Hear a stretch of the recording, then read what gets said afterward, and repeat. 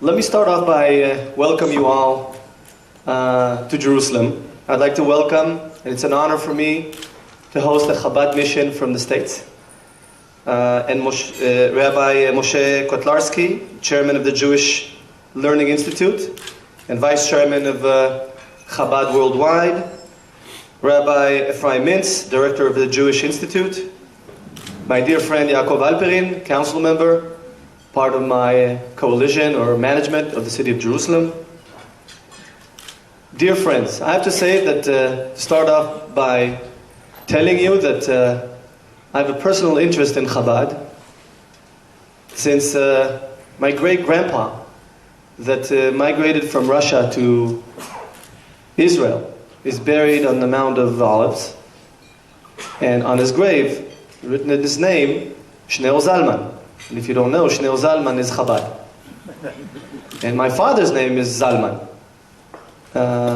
which is also in memory of Chabad. So in many, many ways, I'm a Chabadnik. And I feel part of the group. And every time Chabad comes to town, I salute and I show up. And I try to do my small job as part of the Chabad spiritual role in the world. And what I'd like to share with you is a bit of my philosophy how we have to manage the city of Jerusalem, not only for the benefit of the Jews, but to play the role Jerusalem played 2,000 and 3,000 years ago for the benefit of the whole world. And when people ask me about what I intend to do in the future, I pause a second and take them back 2,000 and 3,000 years ago.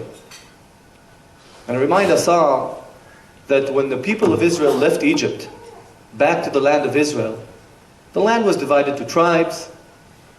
Each of the tribes had its own territory, cities, way of life, flags, attributes, except the city of Jerusalem. The city of Jerusalem was managed, governed by King David and others, but was not divided to tribes. And the whole philosophy of Yerushalayim was the fact that you walk the streets of the city, most people were from different than yours, but there was sense of belonging to the city of Jerusalem. And Jerusalem is mine as much as it was everybody else's. For 1,000 years, Jerusalem was the common denominator not only of the Jews, but of people of faith throughout the world. At the time, there were no Christians, there were no Muslims. There were Jews and the rest of the world, and they all came to worship their faith in the city of Jerusalem, that it was happy to accept them. There was always room in Jerusalem for people to come. And that, in many, many ways, is the foundation of modern democracy, where people are different but equal. And the holy city of Jerusalem had a few other attributes of welcoming people from all over the world. Ki mitzion tetzeh Torah, because it was like the center of the world. And new things came from Jerusalem again and again and again. And unfortunately, for 2,000 years, Jerusalem moved from conqueror to conqueror, over a dozen. And all of the conquerors that came to Jerusalem, none of them really maintained freedom of religion. None of them maintained those attributes that are so important for Jerusalem and the world, until Jerusalem was reunited again in 1967. And ever since, what we are doing in the city of Jerusalem is maintaining freedom of religion, freedom of movement, enabling the different religions to develop, rebuilding the city of Jerusalem as a united city, and making sure Jerusalem is open for the benefit of the world to enjoy. And for me as mayor, when people ask me what my vision is for the future, I look backwards. Jerusalem has to play a role And the role Jerusalem has to play in the world is to be the common denominator, to show that while there may be lots of differences between us, between Jews, and believe me, there are many, many differences in the Jews in the city of Jerusalem, and non-Jews alike. We must be that common denominator. There's room for everybody, and I'm focusing on the huge opportunity Jerusalem had, has, and will always have in the international marketplace. Over half of the population in the world, that is over 3.5 billion people of faith, would love to come at least once in their lifetime to the city of Jerusalem. It will not change. As a matter of fact, it will only grow. And our role is to enable those people to come. Because what we found is that people that come to the city of Jerusalem, usually 95% of them go back home as ambassadors of peace. And they better understand how important the success of the holy city is. As a spiritual city, as a holy city, as a tourist destination, as a place for many, many people all over the world to come and practice their faith. Let me give you some comparables where we are relative to that potential. I checked out the number of tourists that came to New York. 50 million last year. Paris and London, over 60. Rome had over 40 million tourists. And a few years ago, when I defined the goal of reaching 10 million tourists a year, we only had 2 and a change million tourists a year coming to the city of Jerusalem. For me, as an entrepreneur, as a business entrepreneur, now public entrepreneur, 2 million tourists a year to a potential of the city of Jerusalem is a shame. And setting a goal of 10 million tourists a year, people looked at me a bit as if though I'm a bit crazy. How can we jump from 2 million to 10 million? And my response was, well, if the world could do 40 million, we could do 10. And let's see what we have to do in order to increase those numbers. And we have to remove obstacles, and we have to positively position the city of Jerusalem, create lots of opportunities for people to come. The Light Festival in the Old City, the marathon we just had this week, the opera, and integrate that into a spiritual visit. When people come, there are lots of triggers to come here, but then package it and make sure they see the holy sites and others, and there's many, many ways for people to connect to the city of Jerusalem. And indeed, what we see in the last 2 years is nice growth. We're now at 3.5 million tourists a year. So we only have to triple it in the next decade. Bringing tourists to the city of Jerusalem, we know that boosts our economy, creates jobs, but as important, it gets people to better understand, walk the streets, see what's around, not only see your own religion, but actually see side by side how other religions work in harmony in the city of Jerusalem. Jerusalem must be governed by Israel as a united city. That's not a question. And now we can prove, after almost 45 years of a united city, we can demonstrate that indeed the attributes that existed in Jerusalem 2,000 years ago are back in town, back in the holy city. People must not take this for granted. The situation that we have in Jerusalem today must not be taken for granted. The fact that Jews manage the Jewish sites, the Muslims manage the Muslim sites, the Christians the Christian sites, it was never like this. And throughout the hard times that we went through, wars and terror, never did we compromise that strategy. All Israeli governments and municipal governments in Jerusalem maintained that strategy, which is key foundation of the future and the past of the city of Jerusalem. People challenge us throughout the world about the unity of the city of Jerusalem. I tell them all, go back to history. understand how the city functioned for 1,000 years, and you'll understand ideologically why there's no other way. But there's also practicalities. I was a venture capitalist before I retired. And as a venture capitalist, we usually look at comparables. Show me another comparable deal that is successful. There's not one successful city that was ever split. Split cities stay dysfunctional or get reunited again. And when you look at the scaling of the city of Jerusalem from 2 and a change million tourists to 10 million tourists a year, you see the flow of how people move from side to side, north, south, east, west. You understand that there's only one way Jerusalem can really function to its optimum, which is a united city. So from ideology, I started with that, but not everyone share our ideology. So I share with them the practicalities and the vision, and people get it. They understand why nothing else will work.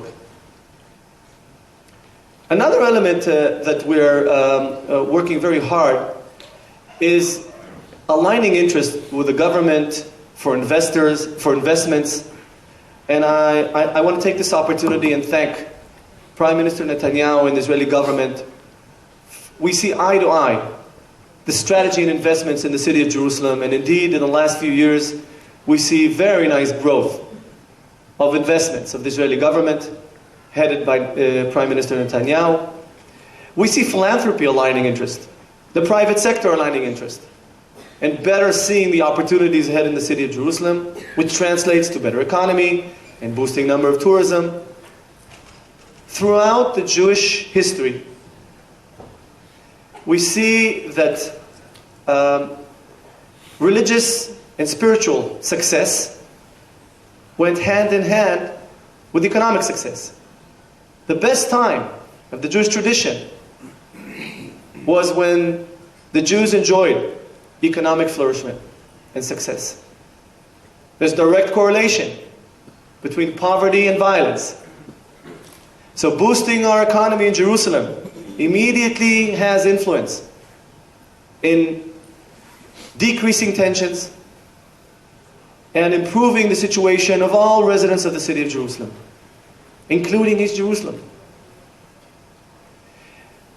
I, as a big believer, a strong believer in a united city, it's imperative that we make investments and improve quality of life of all residents, including Arab residents in East Jerusalem. And indeed, that is what we've been doing in the last few years. In infrastructure, in roads, in catching up with the schools that we need to build, both for the ultra-Orthodox community in Jerusalem and the Arab sector of East Jerusalem, of Jerusalem in general.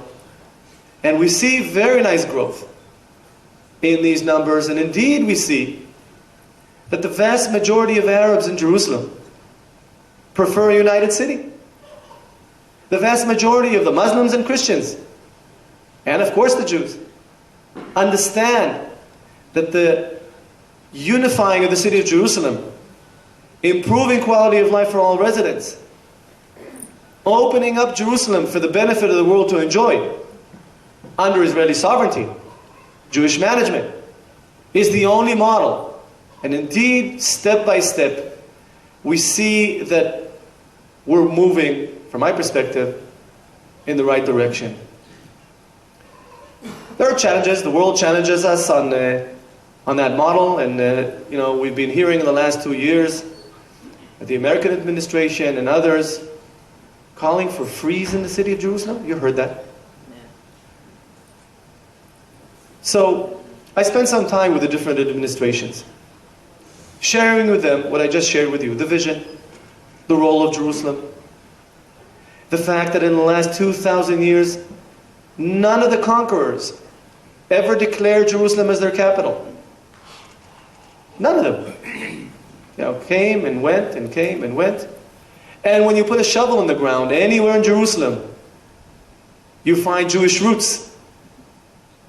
Makes our life, by the way, building the city a bit tough. There's over 5,000 buildings for preservation. and I share with them the fact that we're now investing and opening up the city for the benefit of the world to enjoy, and that we're catching up with infrastructure in East Jerusalem, then I ask them the following question. When you, God forbid, talk about freezing building in the city of Jerusalem, do you want us to freeze the roads we're building in East Jerusalem? The schools we're building in East Jerusalem for the benefit of the Arab residents? Do you want us to freeze everything? Or God forbid, is anybody hinting that I, as mayor of the city of Jerusalem, when somebody comes to build in the city and to ask for a permit, God forbid, do I ask him if he's Jewish or Christian or Muslim? And I only give licenses and build for Arab, for Muslims? What are you talking about? When you say freezing in the city of Jerusalem, please explain to me what you mean. Because under Israeli law, it's illegal to give people permit by their religion. If I'm not mistaken, it's also anti-constitutional. In the United States, imagine the mayor of New York, somebody comes to him to get a permit, and he asks him, wait a minute, what race are you? What religion are you? I have to think if to give you or not to give you a license? Usually, by the way, when I position it this way, they don't have any more questions. And they don't come back to me with any request.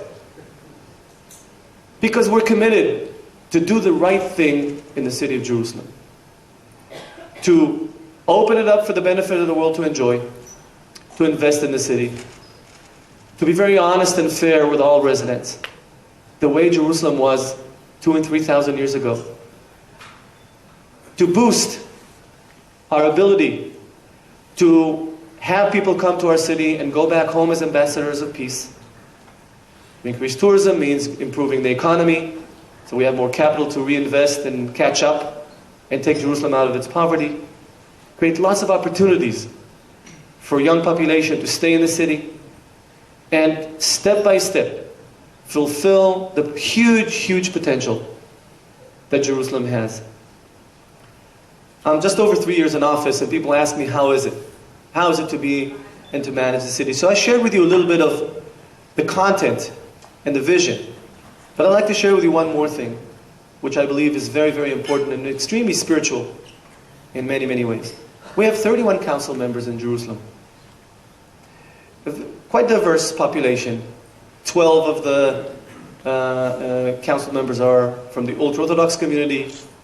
4 are the Sephardic, 4 Hasidic, 4 Lithuanian ultra-Orthodox, and the other 19 are really distributed. We have many, many facets and many people representing the public in the city of Jerusalem. 29 out of the 31 are part of the management of the city. It was very important for me to manage Jerusalem focusing on the common denominator of people. And Yaakov Alperin, the representative of Chabad, we have so many discussions, so many challenges, so many conflicts. We don't ignore them. We put them on the table and we discuss them and we make decisions together. And indeed, in the region of win-lose, we're creating some win-win strategies, win-win relationships. And it is imperative and very important for me to manage Jerusalem as wide as possible. And we have secular and Haredi, right and left, Meretz and Lichud Leumi, all together in the coalition. Not that everyone agrees with everything and with everyone. No. Every 2 Jews, there are 10 opinions. So make the calculation what it means to manage 29 representatives in the city of Jerusalem. While it may be a little bit tougher to manage, it is the right thing to do.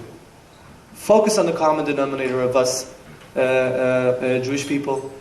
And it is working. It is working, thank God. I believe it's the best and only solution to really improve the situation in the city of Jerusalem. And if you see Jerusalem as a microcosmos of the Jewish people, of the land of Israel, the people of Israel, if not beyond that, I hope and believe that Mitzion Yotzet Torah, and indeed the fact that we can make it here in the city of Jerusalem, will have influence around the world. I would like to reiterate my welcoming you here into the city of Jerusalem. Enjoy our city. I'm sure that you're in good hands, in Chabad hands. I'm sure you're going to be enlightened and challenged spiritually. Indeed, that is very, very important. And you know the famous saying, L'shana haba b'Yerushalayim habnuya. I'd like to see you next year in rebuilding or building the city of Jerusalem. Thank you very much.